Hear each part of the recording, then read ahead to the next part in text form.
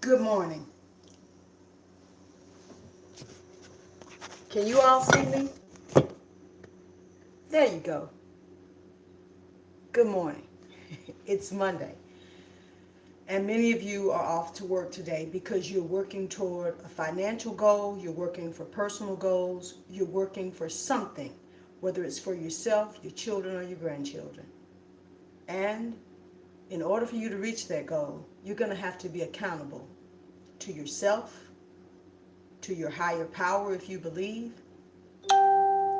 You're going to have to be accountable to a supervisor, a manager, an administrator, and even if you're the owner and CEO of the company, you're still accountable to the state, the federal government, and the IRS.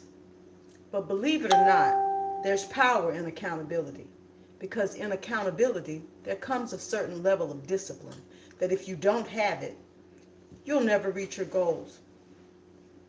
When I was a child growing up, I often heard some of the elders in the village talk about a no account Negro. And I thought to myself, what are they talking about? Well, now that I'm an adult, I found out that that type of person is someone who can't be held accountable for anything. They're not accountable to work. They're not accountable to show up anywhere on time. They're not able to be held accountable or give an account of themselves for anything that's important in life. Here it is, 40, 50 years later, the new catchphrase for unaccountable people or people who can't be held accountable for things is who's gonna check me, boo?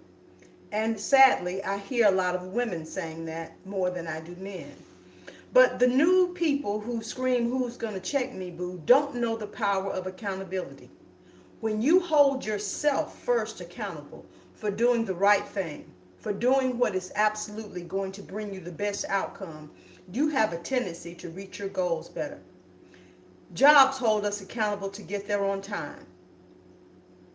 Our debtors and people that we have made loans from, our mortgage company, the car people, they hold us accountable to make our payments on time. We're all able and are subject to be checked by someone.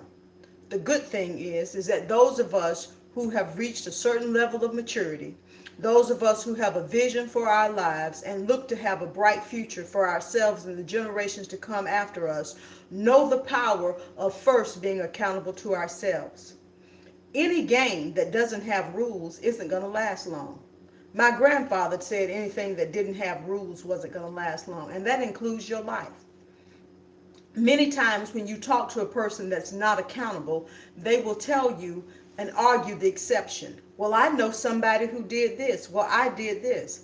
They don't realize that when you argue the exception, you're showing that you more than likely have broken some of the rules and that you do not understand the power of accountability in your life now any more than you did when you made the mistake that you did. The power of accountability brings to you discipline and helps you to be even more determined to reach a goal. Without the power of accountability, you become what my family members used to call a no account Negro, which could not be, or no matter what your race is, you become a person that's no account. That means that you can't be held accountable or responsible for anything. And when you get to the point where you can't be held accountable or responsible for anything, more than likely you're not going to amount to much of anything. I'm going to come back to you later if you want to discuss this more here and on Facebook about the power of accountability and show you the kind of people who tapped into the power of accountability to maximize their potential in life and those who never have been a person of any account and the mess they've made of their lives.